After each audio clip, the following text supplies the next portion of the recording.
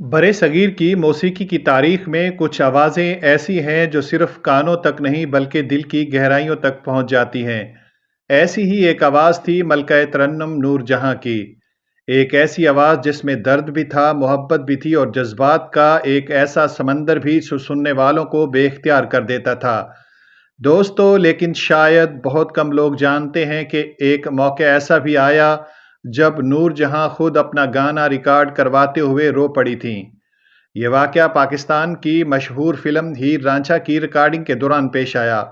ये फ़िल्म पंजाबी अदब की लाजवाल दास्तान हीर रांझा पर बनाई गई थी। फ़िल्म की ख़ास बात ये थी कि इसके मकालमे भी शायरी में लिखे गए थे और इसकी मौसीकी भी इंतहाई दिलकश थी। फ़िल्म के गानों में ऐसा दर्द और तासीर थी कि आज भी लोग उन्हें सुनकर जज़्बाती हो जाते हैं। इस फ़िल्म के लिए नूरजहाँ को एक निहायत दर्द भरा गाना रिकॉर्ड करवाना था। गाने के बोल मोहब्बत, जुदाई और दिल के दुख की कहानी बयान कर रहे थे। उस वक्त नूरजहाँ की ज़ाती ज़िंदगी भी सुकून में नहीं थी। उनके शौहर इजाज़ दुरानी के साथ ताल्लुकात में कशीदगी पैदा हो चुकी थी। घरेलू मसाइल ने नूरजहाँ को अंदर से बेहद परेशान कर रखा था। जब वो स्टूडियो में आईं तो बज़ाहिर वो एक मज़बूत और बावकार फ़नकारा नज़र आ रही थीं, लेकिन उनके दिल में कई तूफ़ान चल रहे थे। रिकॉर्डिंग शुरू हुई, मौसीकार ने साज़ छेड़े, हल्की-हल्की धुन फ़ज़ा में गूंजने लगी और नूरजहाँ ने गाना शुरू किया। जैसे ही उन्होंने पहले मिसरे गाए, स्टूडियो में मौजूद तमाम लोगों को महसूस हुआ कि आज नूरजहाँ की आवाज़ में मामूल से ज़्यादा दर्द है। हर लफ्ज़ में एक सिसकी थी, हर सुर में एक टूटा हुआ एहसास था। वो गाती-गाती जैसे अपनी ही ज़िंदगी की कहानी बयान कर रही थीं।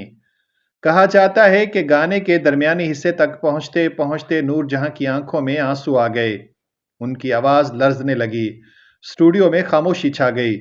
मौसीकार और दीगर फ़नकार हैरान रह गए क्योंकि उन्होंने नूरजहाँ को इस कदर जज़्बाती पहले कभी नहीं देखा था। लेकिन कमाल की बात यह थी कि नूरजहाँ ने गाना रोकने के बजाय इसे मुकम्मल करवाया। उनके आंसू बहते रहे और वो गाती रहीं। उसी लम्हे उनकी आवाज़ में ऐसा दर्द पैदा हुआ जिसने इस गाने को हमेशा के लिए अमर कर दिया। रिकॉर्डिंग ख़त्म हुई तो स्टूडियो में कुछ लम्हों के लिए मुकम्मल खामोशी छा गई। फिर अचानक सब लोगों ने तालियां बजाना शुरू कर दीं। हर शख्स जानता था कि अभी-अभी उन्होंने मौसीकी की तारीख का एक ऐसा लम्हा देखा है जो शायद दोबारा कभी ना आए। बाद में जब ये गाना रिलीज़ हुआ तो लोगों ने वाक़ई महसूस किया कि इसमें एक अजीब सा दर्द है। लोग कहते थे कि ये सिर्फ़ एक गाना नहीं बल्कि एक औरत के दिल की आवाज़ है।